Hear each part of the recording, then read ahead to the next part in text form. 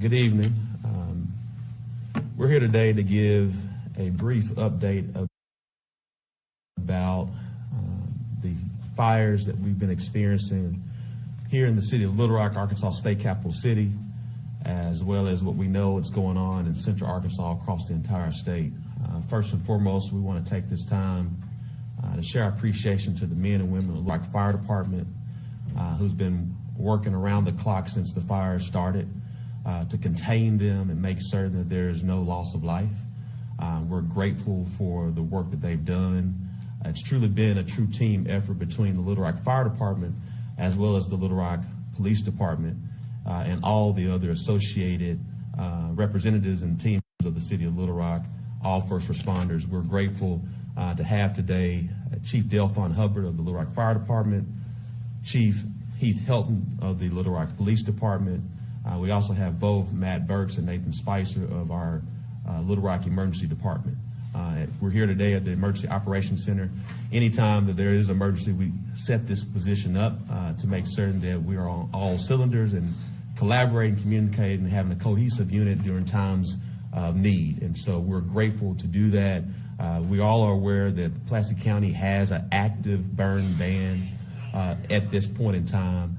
We want to make certain the residents know while the men and women of Little Rock Fire Department, Police Department have this under control as best as possible, we do have an active burn ban. So please do not utilize any type of materials that would cause a fire for it to extend upon where it is.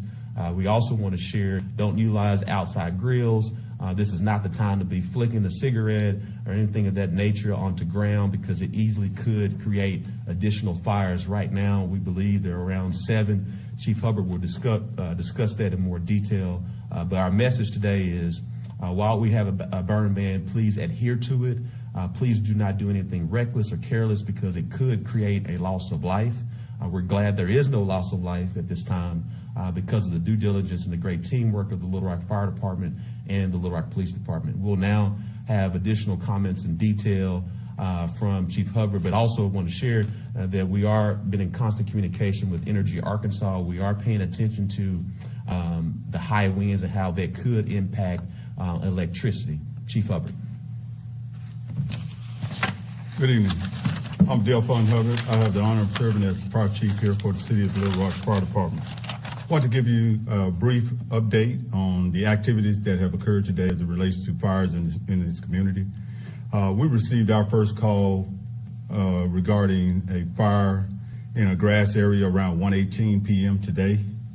Since that time up until this hour, we've responded to over 14 calls related to residential and commercial fires where the fire has burned the greenery part of the community, and it impacted 10 residential homes and 4 businesses.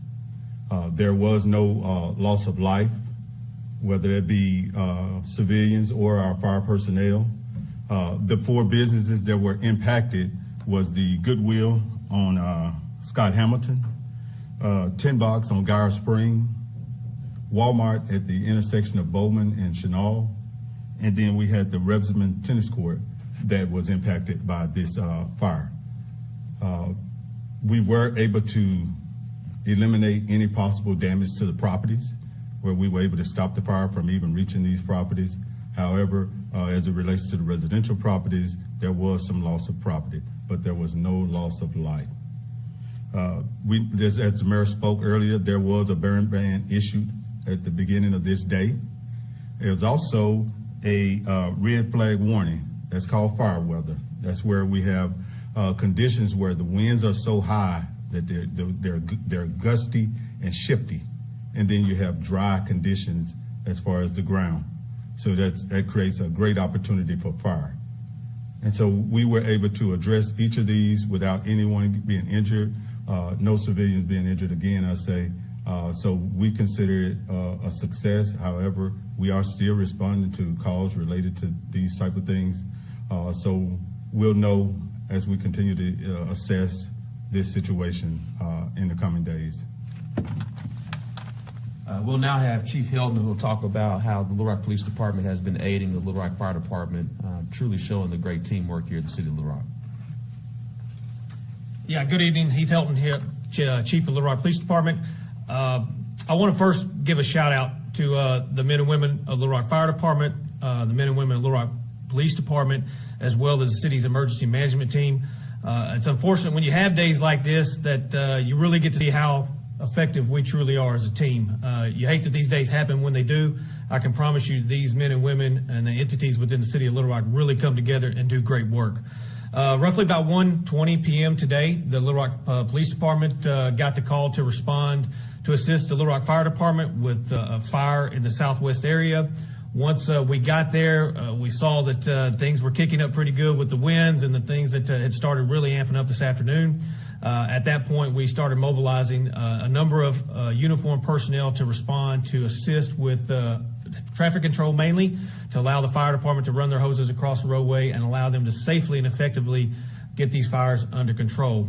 As they continue to spread over a vast amount of areas, we continue to deploy a variety of resources while continue to answer calls for service, and we effectively were able to assist Lacey Elementary in getting schools, the children released early, making sure their families got in there to get them evacuated out of the school. At no time was the school in danger, but however, we want to take precautionary measures to make sure those children were safe as long as the staff, and then maintain a presence down there until parents could get with their loved ones.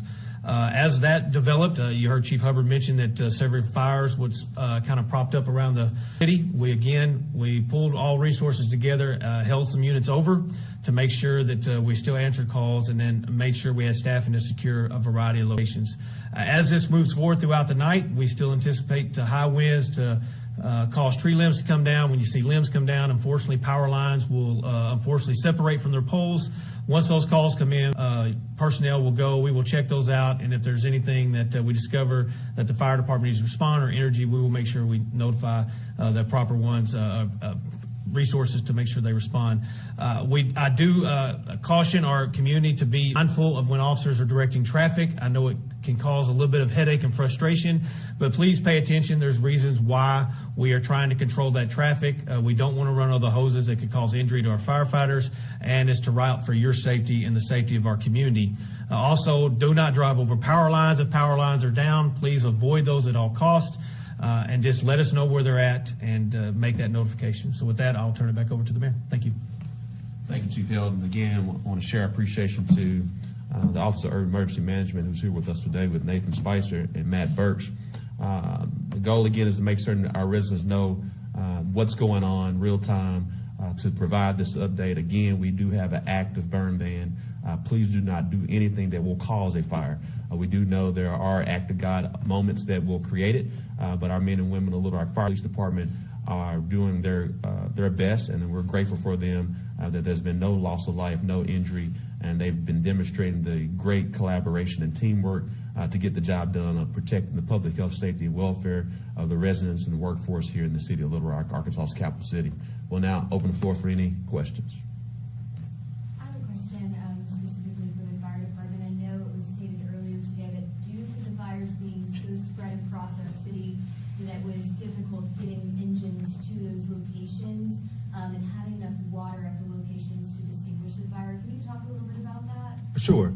At no time were we concerned about our resources as far as the availability of apparatuses, nor was there ever an issue with the pressure of the water supplies that we required to extinguish those fires.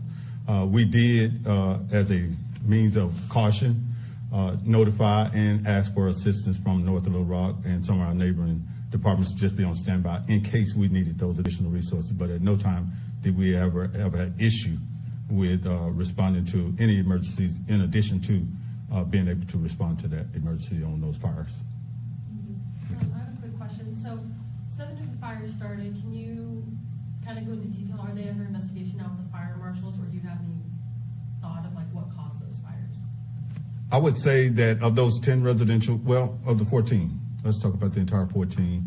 We know that 3 of them was caused by just act of nature, high winds, knocking over tree limbs, which knocked down power lines, which ignited the dry surfaces, and it kind of spread it from there on 3 of those occasions.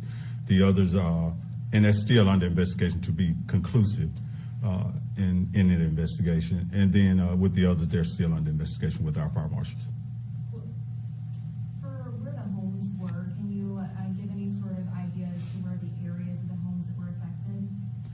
The area that was impacted the most was in Southwest. There was a street, I want to call the name of it Shavar. Chaucer. Where there were 4 homes that was heavily damaged due to the fire and the spread of it. 2 questions.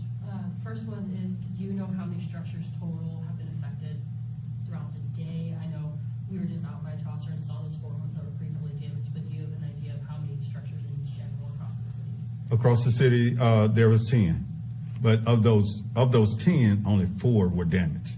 The others, when I mentioned about the other 6, they were where the fire kind of spread it onto their property from the green space that was in the rear of the home. So it got kind of onto their property, may have damaged like a storage shed in the backyard on 1 or 2 of them. But other than that, there was no damage to the actual primary residence. And then, second question is, we did see a firefighter that was taken into an ambulance earlier today. Is there any others that have been hurt or injured when it comes to any firefighters? On that particular case, I think there was an issue of dehydration. It was just for evaluation, medical evaluation. And everyone else is? We don't want to minimize it, but it was a medical evaluation. But there were no other reported injuries of firefighters. Any more questions? Thank you, everyone.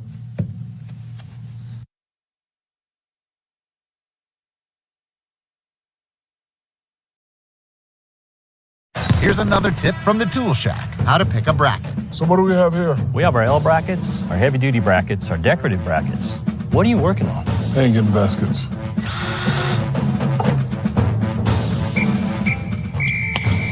You're watching the SEC tournament. Well, pregame, one of the spots to be here in Nashville. Tootsie's right across the street